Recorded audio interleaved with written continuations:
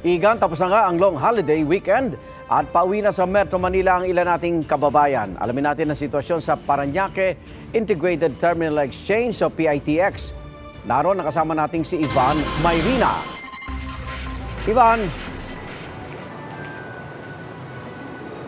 Igan, kasakto kakadating-dating lamang nitong isang bus mula sa Bicol. Mula kaninang alas 4 ng umaga, umaabot na sa mahigit 10,000 ang mga pasaherong dumating dito sa PITX. Mula sa iba't ibang probinsya na yan, Bicol, Batangas, Laguna at iba pang mga destinasyon. Tulad nga na nabanggit mo, ngayon po ang kanilang inaasahang pagbabalik Maynila matapos ang long holidays ng Pasko at ng New Year. At kabilang po sa mga bumiyahe mula sa probinsya, sa Bicol, nakausap natin si Sir John Henry Ordonez. Yan, galing po siya ng Legazpi, Albay. Isa ho siyang guro sa Tarlac. At kumusta naman ang biyahe, Sir John? Smooth actually, surprisingly, kumpara po dun sa December 25 po na biyahe ko niyan. Ano po? Nung umalis po ko niyan is, tawag dito, medyo matagal po kasi nung December 25. Pagdating po ng January 1, mas smooth na po. Kumpara po nung Pero dati. inasahan nyo ho talaga, ngayon ho talaga yung araw na binalak nyo umuwi. Dapat po actually January 2 pa po ko niya, mga January 3 pa kasi January 3 pa naman po yung start ng pasukan po niyan. Kaya lang po kasi fully book na po kasi yung mga buses nung for January 2. Kaya yun po.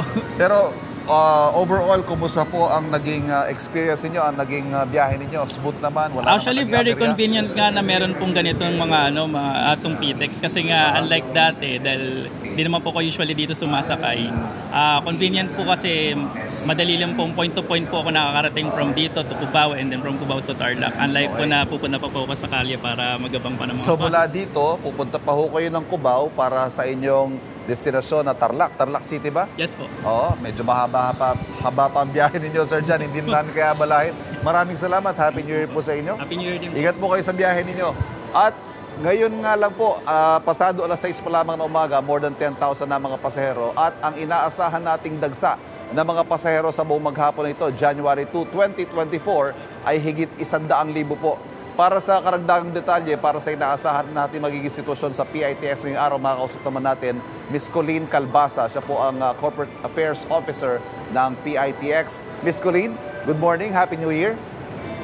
Nabanggit nyo kanina 10,000 na, no? Magsi 6 a.m. pa lang.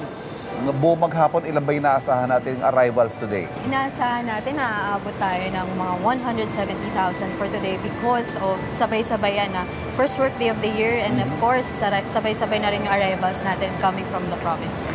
Pero yung 100, yung figure na yan yung naging daily average. Tama ba? Yes, Itong halos holidays naging natin? daily average natin when considering the peak of surge of people coming here to the terminal. Ilan yung naging pinakamarami natin in a day nitong nakaraang mga araw? Highest ever natin, December 23, 204,000. Umabot tayo doon sa pinaka-peak ng terminal.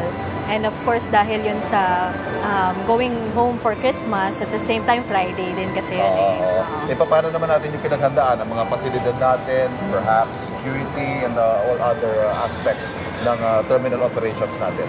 We have help naman coming from the PNP Parañaque with 70 personnel deployment. At the same time, we also have roving canines here at the terminal.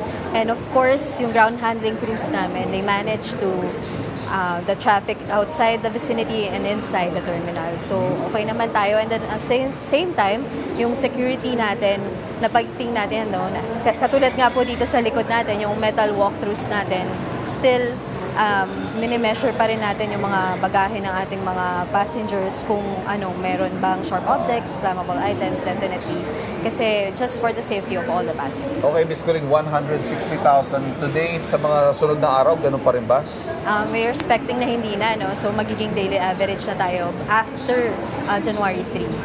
Pero nagkaroon na tayo ng mga arrivals itong mga nakaraang araw after Christmas. Paunti-unti, staggered na tayo within after the Christmas and New Year ngayon. Okay, Ms. Colleen, maraming salamat sa inyo.